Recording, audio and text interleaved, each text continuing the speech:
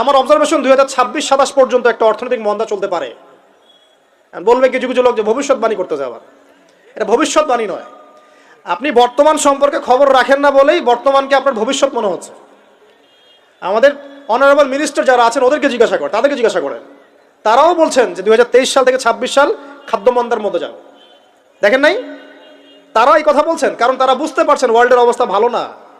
এখানে একটা সলিউশন বলছে, ইচ্ছা হলে আপনি গ্রহণ করতে পারেন, ইচ্ছা হলে নাও করতে পারেন। কি উপদেশ? এই যে জাকাত, যেটা জাকাত, আমাদের জাকাত যেটা আছে, এটাকে একটু বড় পরিসরে কালেক্ট করার চেষ্টা করতে হবে। করে যদি আমরা সুষ্ঠু বন্টন করতে পারি গরিবদের মাঝখানে, ইনশাআল্লাহ কেউ খাদ্য অভাবে মারা যাবে না ইনশাআল্লাহ। আল্লাহ পাক আমাদেরকে বোঝার তৌফিক দান করুন।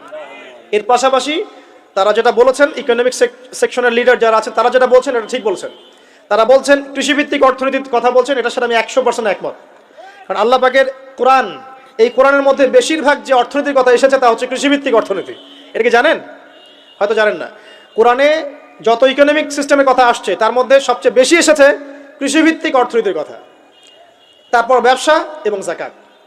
অতএব তারা ঠিকই বলেছেন, দেশের যারা ইকোনমিক সেকশনে গবেষণা করছেন তারা ঠিক কথাই বলেছেন যে কৃষিভিত্তিক অর্থনীতি হচ্ছে আমাদের অর্থনৈতিক মন্দা দূর করার অন্যতম উপায়। ঠিক বলেছেন, আমি একমত। বিশ্বকে একটা খাদ্য মন্দার দিকে ঠেলে দেওয়া হচ্ছে, বিশ্বকে একটা দুর্ভিক্ষের